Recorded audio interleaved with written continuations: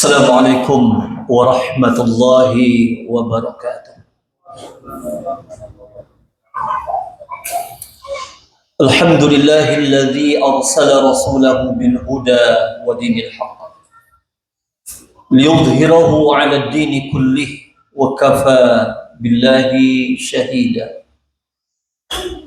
أشهد أن لا إله إلا الله وحده لا شريك له وأشهد أن محمدا عبده ورسوله. اللهم صل وسلم على نبينا محمد وعلى آله وأصحابه وعلى من سار على نهجه وتمسك بسنته إلى يوم الدين. اتقوا الله حق تقاته ولا تموتن إلا وأنتم مسلمون. Ma'asyiral muslimin, para ikhwah yang semoga senantiasa dirahmati dan dimuliakan oleh Allah Tabaraka wa Ta'ala.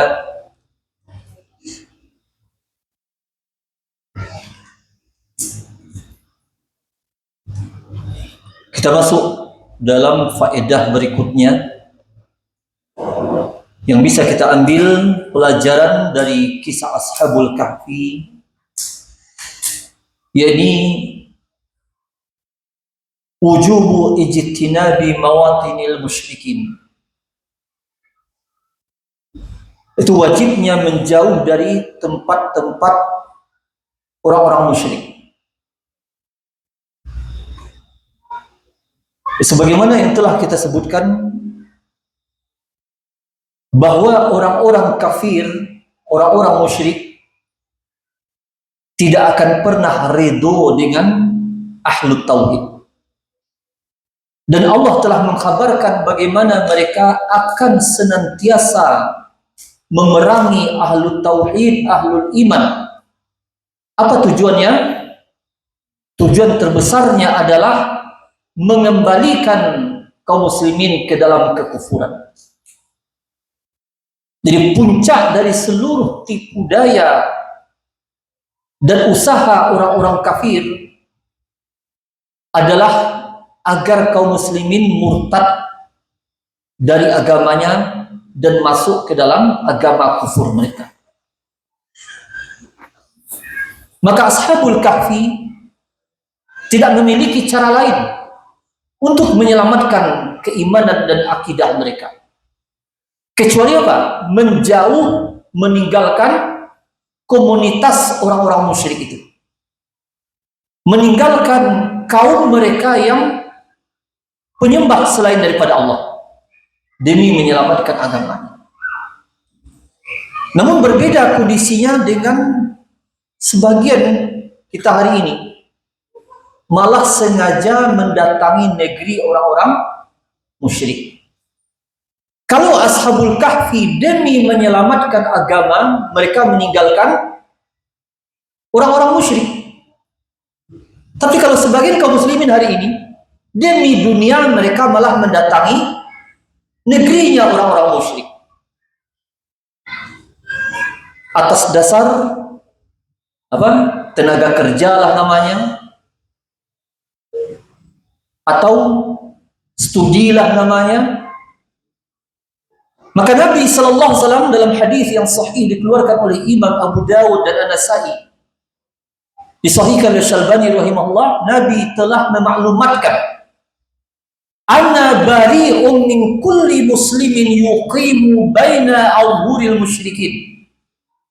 Saya berlepas diri dari setiap muslim yang tinggal di tengah orang-orang musyrik. Dalam lafaz yang lain, "Inni bari'un min kulli muslimin ma'a musyrik." Saya berlepas diri dari setiap muslim yang bersama orang musyrik. Ini menunjukkan apa? Tidak mungkin kita bisa bersama mereka dalam kehidupan ini. Karena mestilah mereka senantiasa berusaha untuk menggelincirkan kita dan mengeluarkan kita dari keimanan. Dan ini juga menunjukkan isyarat dari Nabi sallallahu alaihi wasallam bahwa tetap mesti waspada terhadap tipu daya orang-orang kafir. Dan kalau Nabi berlepas diri dari setiap muslim yang hidup tinggal di tengah orang-orang musyrik, berarti menunjukkan apa? Nabi tidak memberikan jaminan bahwa iman dan Islam mereka akan tetap ada selama mereka berada bersama orang-orang musyrik. Sehingga dalam Islam dibagilah ada darul kufar, negerinya orang-orang kafir, ada darul muslimin, negerinya orang-orang muslim. Jangankan masyarakatnya, sedangkan kuburnya saja dibedakan. Ini perkuburan kaum muslimin, ini perkuburan orang-orang kafir. Tidak akan pernah mereka bisa bersatu. Maka berarti apa yang dilakukan oleh sebagian orang hari ini, yakni pergi ke negeri kafir dengan alasan studi atau jadi tenaga kerja, ini betul-betul perkara yang menyelisihi petunjuk Nabi Sallallahu Alaihi Wasallam dan tidak dibenarkan kecuali dalam kondisi darurat. Apa contohnya? Pengobatan yang tidak dimiliki alatnya kecuali di negeri itu, maka dia ke sana sekedar hajat. Apabila selesai hajatnya maka dia kembali. Atau yang kedua, ilmu yang tidak dimiliki oleh negeri kaum muslimin manapun dan kaum muslimin membutuhkannya, maka negara mengutus satu orang untuk mempelajari ilmu itu. Ini kondisi yang dikecualikan. Adapun untuk belajar yang tidak dibutuhkan sekali ilmunya oleh kaum muslimin, atau untuk bekerja, maka secara asal ini haram dan terlarang. Dan Nabi berlepas diri dari orang yang hidup bersama orang-orang musyrik. Makanya orang-orang musyrik mereka memiliki siasah dan tipu daya bagaimana untuk menggelincirkan kaum muslimin. Dibikinlah program beasiswa. Program beasiswa. Maka alangkah bangganya sekolah yang anaknya dapat beasiswa ke mana? Ke Cina, ke Iran. Memang sengaja mereka loloskan. Sengaja mereka loloskan. Karena memang mereka memiliki misi bahwa tidak mungkin memasukkan virus kekufuran ini kecuali dengan mendatangkan anak-anak kaum muslimin dan dicekoki dengan tradisi, budaya, pemikiran dan agama mereka, walaupun mungkin tidak murtad, akan tetapi dia kembali telah membawa Islam yang berbeda dalam pandangannya, setidaknya seperti itu. Makanya perusak Islam dari kalangan liberal yang ada di Indonesia, di mana belajarnya? Dan setelah, dari mana dia rusak? Setelah belajar Islam di Chicago, Amerika, belajar Islam di negeri kafir, lalu kembali ke Indonesia seolah-olah membawa Islam yang paling benar, yang paling moderat, sebagaimana istilah mereka, padahal merekalah yang rusak dan pemahaman yang rusak, tetapi mereka menyangka paling moderat. Maka kisah Ashabul Kahfi ini menunjukkan bahwa menyelamatkan akidah itu lebih didahulukan daripada tujuan-tujuan dunia. Mereka meninggalkan negeri dan kenikmatan dunia, padahal mereka menurut satu versi adalah anaknya para bangsawan. Mereka tinggalkan itu demi menyelamatkan akidah tauhid keimanan yang ada pada mereka.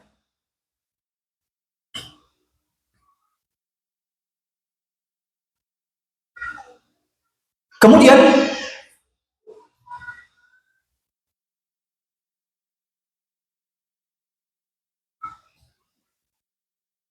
faedah berikutnya,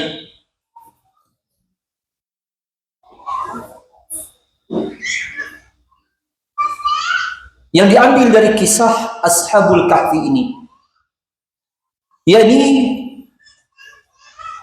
al-akhdhu bil asbabi la yunafi at-tawakkul wa isti'malil wasailil masyru'ah li himayatid din. Bahwa menempuh sebab itu tidak menafikan tawakal kepada Allah, dan mempergunakan wasilah-wasilah yang dibolehkan dalam syariat. Demi apa? Untuk menjaga agama. Maka Ashabul Kahfi dalam kisah mereka ini, mereka menggabungkan perkara-perkara ini, yakni mereka menempuh sebab sambil bersandar kepada Allah. Apa sebabnya? Mereka keluar dari negeri itu.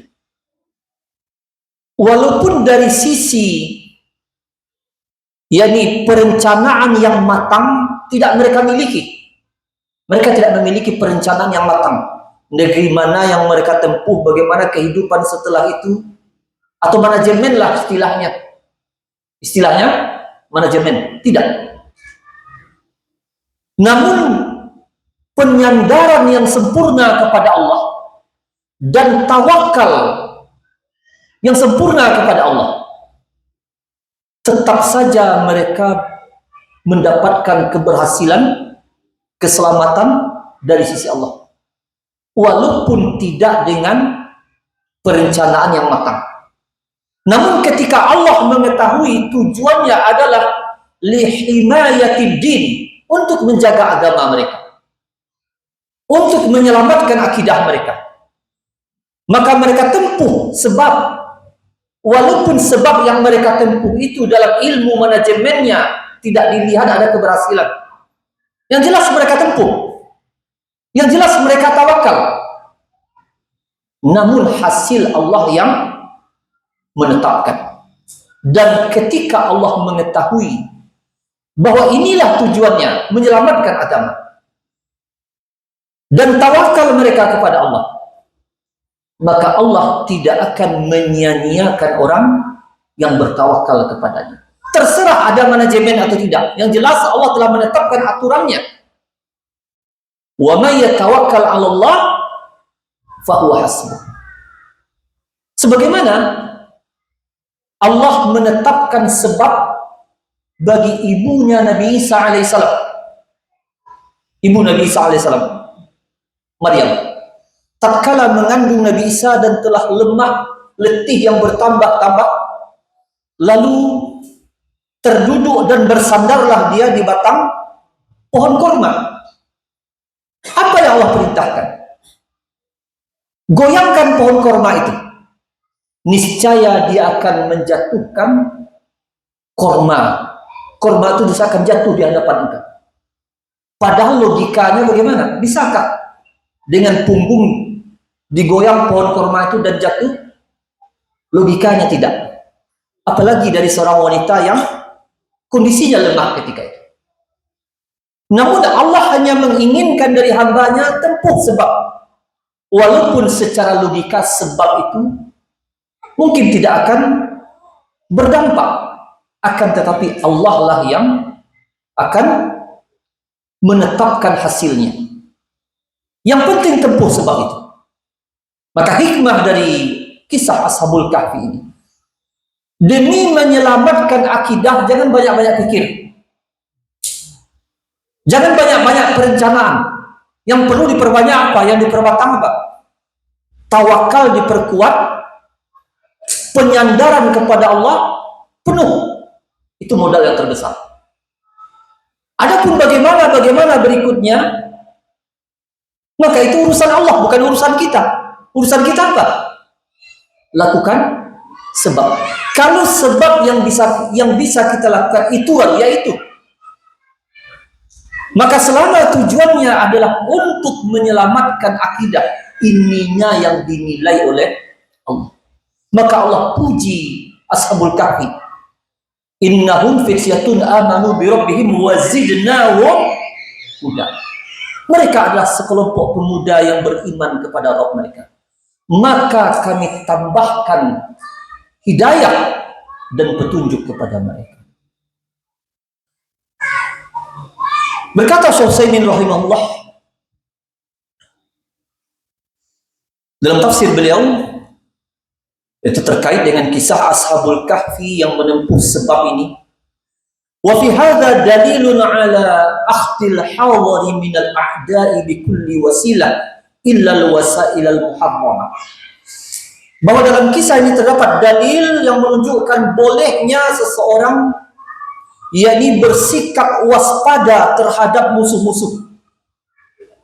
Waspada terhadap musuh-musuhnya dengan menempuh wasilah yang bisa menjaga dirinya dari kejahatan musuh. Kecuali wasilah yang terlarang, yang diharamkan, maka ini tidak boleh. Tapi selama wasilah itu dibolehkan dengan tujuan menjaga diri dari kejahatan orang-orang kafir, kejahatan musuh-musuh sunnah, maka itu dibolehkan selama bukan wasilah yang diharamkan.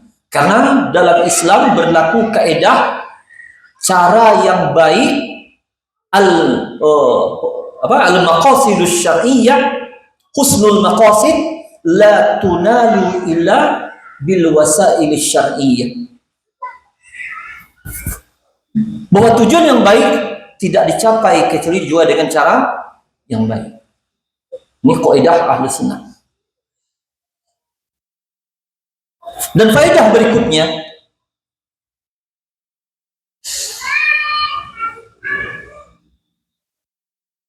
anna ahlal batili qad yastamiluna al-quwwata li'itfa'i da'wati tauhid.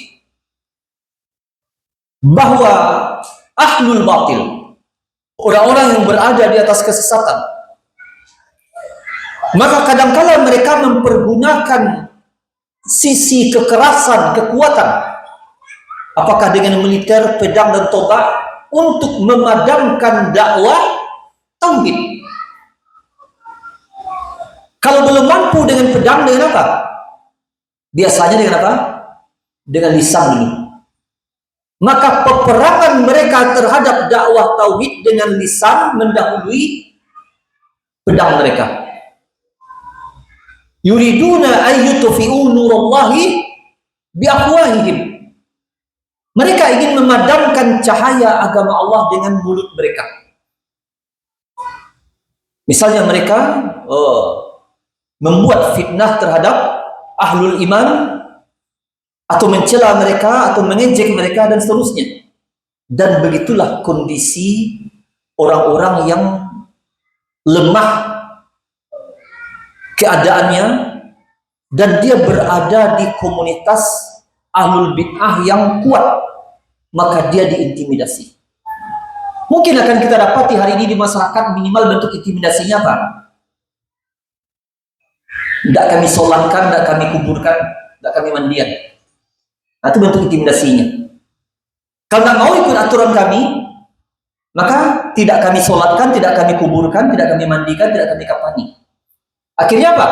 Akhirnya ikutlah kebid'ahan mereka. Hanya itu yang mereka mampu. Tapi kalau mereka mampu untuk mengatakan hidup atau mati, maka mereka akan melakukannya. Makanya bid'ah puncaknya juga akan berujung kepada darah. Sebagaimana di zaman Imam Ahmad, ahli bid'ah memaksa ahlu sunnah untuk mengatakan Al-Quran makhluk, kalau tidak dibunuh. Adapun ahli bid'ah hari ini mungkin belum mampu seperti itu. Mampunya apa? Tidak kami ikut sertakan dalam masyarakat, kami kucilkan. Itu bentuk intimidasinya, betul. Tapi tetap dalam rangka apa? Dalam rangka mengeluarkan ahlu sunnah dari sunnah dan ikut dengan kebid'ahan mereka. Makanya Imam Asy-Syaukani dalam tafsir beliau Fathul Qadir ketika menafsirkan ayat lan tardu ankal yahudu wala nasara hatta tattabi'a millatahum. Walaupun konteks ayatnya terkait dengan Yahudi dan Nasrani, maka kata beliau termasuk ahli bid'ah tidak akan redo kepada ahlu sunnah sampai ahlu sunnah ikut dengan kebid'ahan mereka. Kalau belum mampu dengan kekuatan, maka mereka dengan lisan atau dengan berbagai macam cara menyempitkan kehidupan kaum muslimin yang berpegang dengan tauhid dan sunnah. Nah, ini diambil dari ayat yang kita bacakan tadi, bahwa jika kalian tampak oleh mereka yarjumukum au yu'idukum fi millatihim wa lan tuflihu idzan abada. Mereka akan membunuh kalian, mengazab kalian, atau akan memurtadkan kalian dari agama kalian. Kemudian faedah berikutnya, bahwa ahlu tauhid butuh kepada as-sabru was-sabar, butuh kepada kesabaran dan kekokohan, butuh untuk bersabar di dalam memegang tauhid dan sunnah, dan meminta kepada Allah agar dikokohkan di atas tauhid dan sunnah.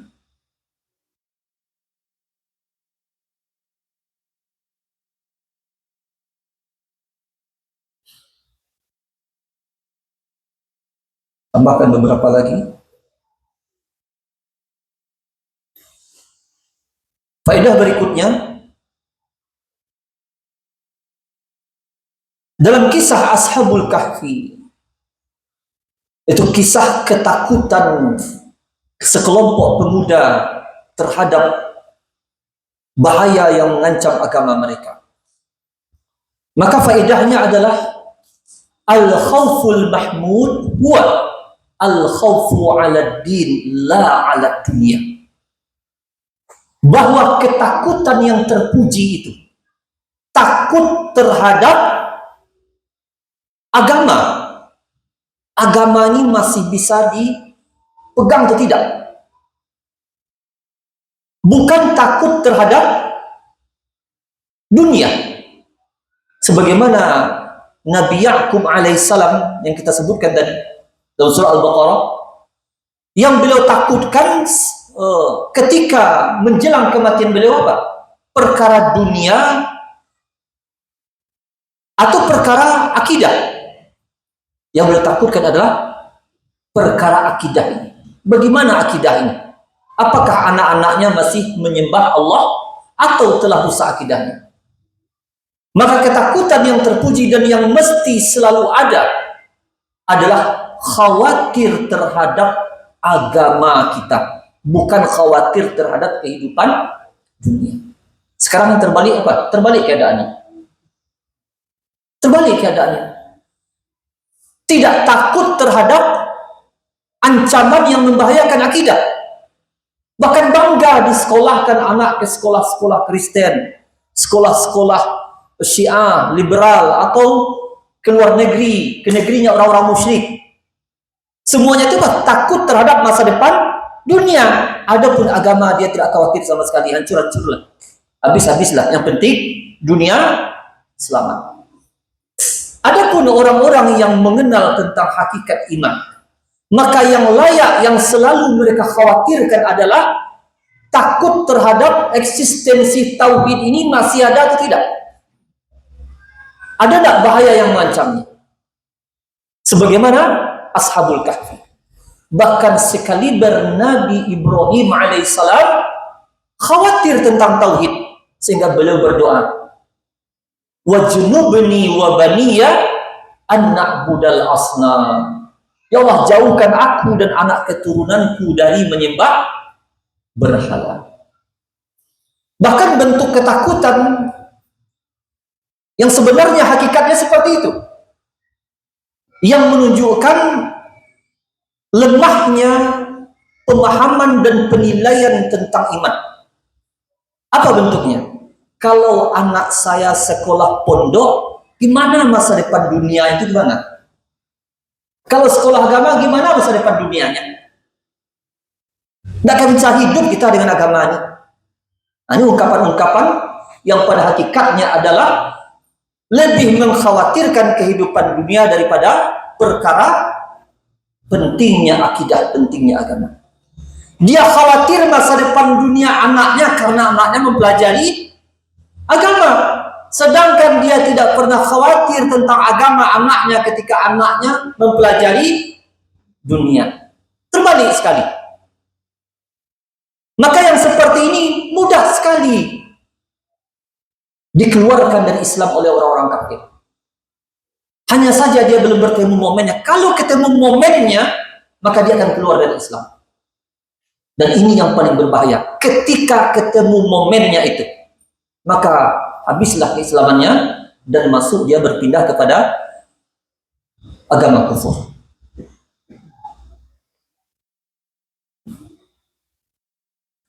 Dan faedah berikutnya,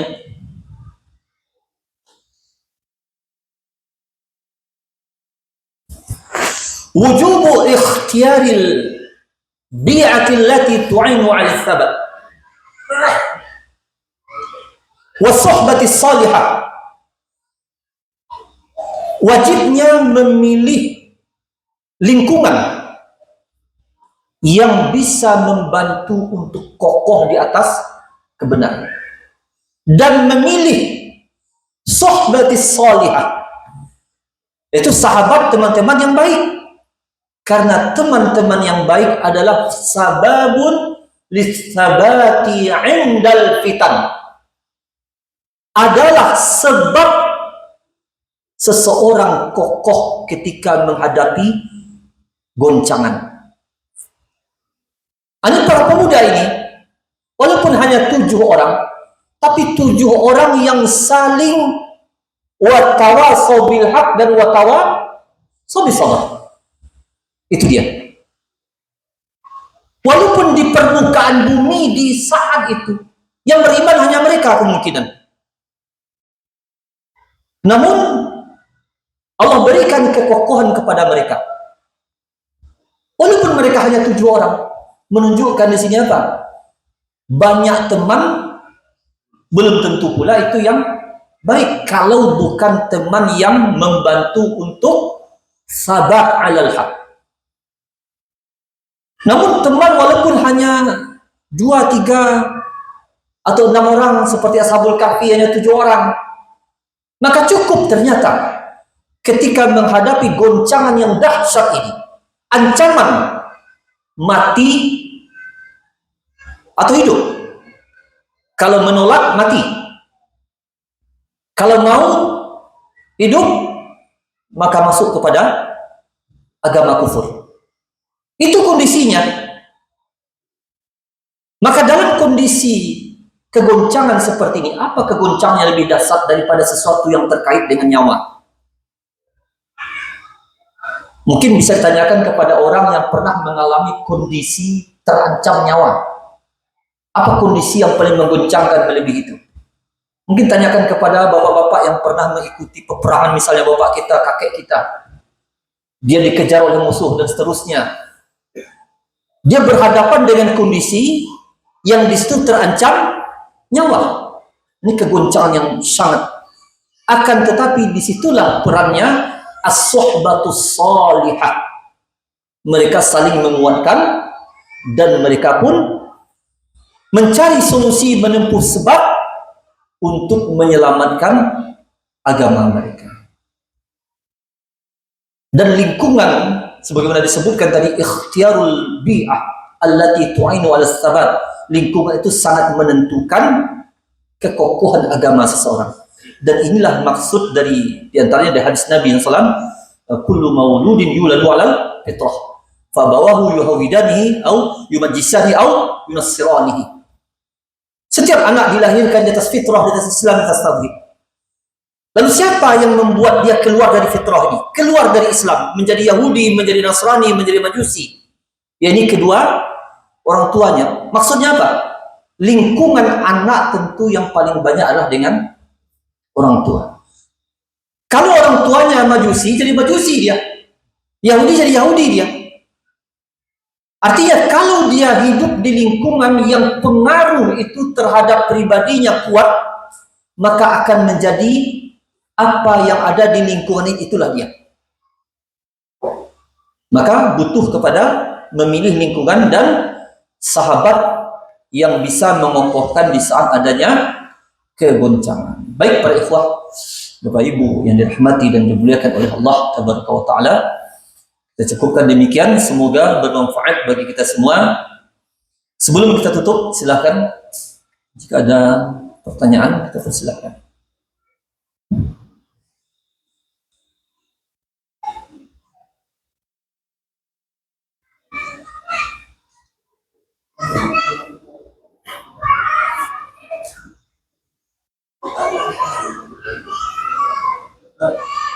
Ya, silakan Pak. Ya.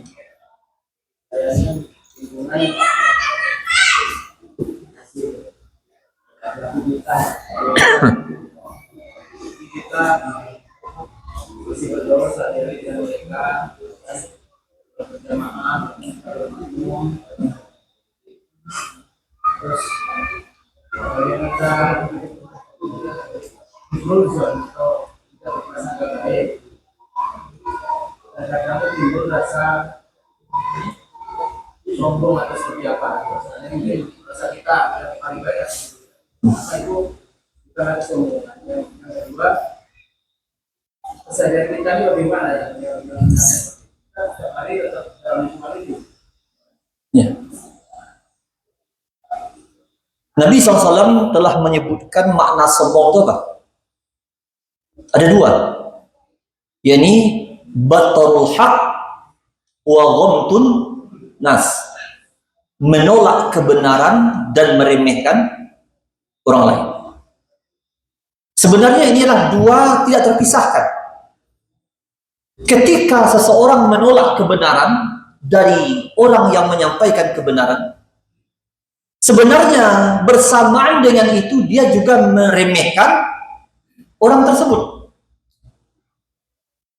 Makanya orang-orang musyrik dahulu, wa idza qila lahum la ilaha illallah yastakbirun, apabila dikatakan kepada mereka la ilaha illallah, mereka menyombongkan diri. Ini menolak la ilaha illallah, mereka menolak kebenaran.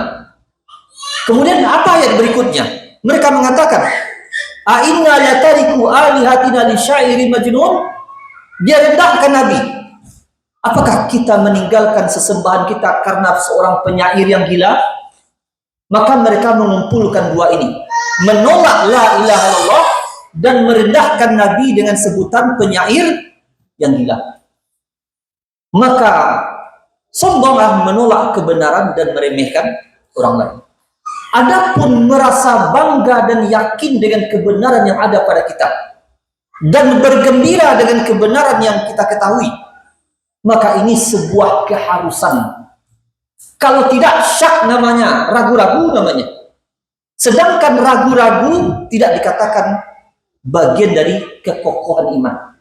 Bahkan dia merusak keimanan kalau perkara ragu-ragu itu masuk dalam iman. Maka kita harus bangga, bergembira, dan yakin dengan kebenaran yang ada pada kita. Dan Allah Ta'ala berfirman, qul bifadlillahi wa birahmatihi fabidzalika falyafrahu.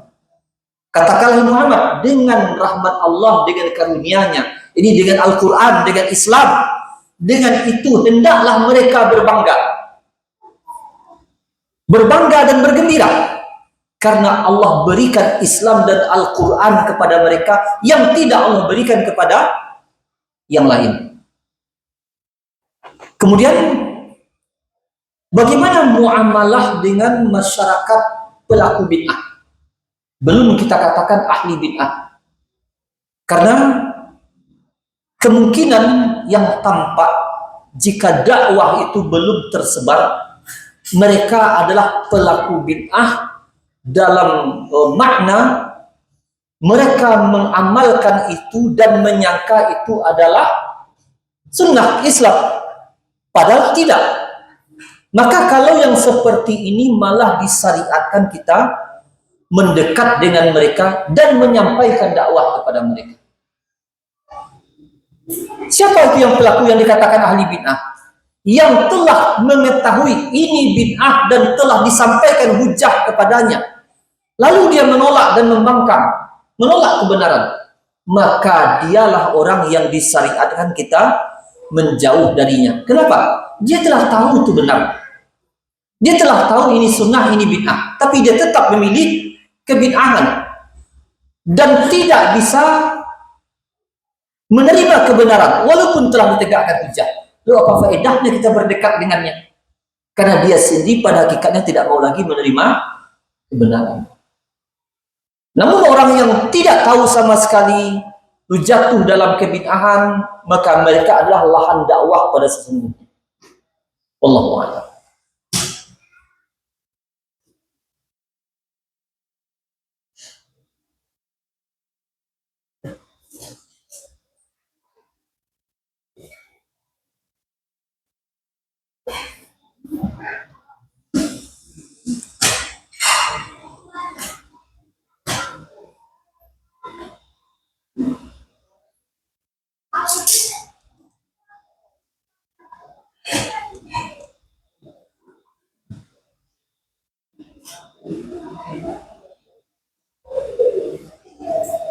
Cukup? Baik, kita cukupkan. Naktafi bihadzal qadar wa sallallahu ala nabiyyina Muhammad wa ala alihi wa sahbihi wa salam. Subhanakallahumma wa bihamdika asyhadu an la ilaha illa anta astaghfiruka wa atubu ilaik. Assalamualaikum warahmatullahi wabarakatuh.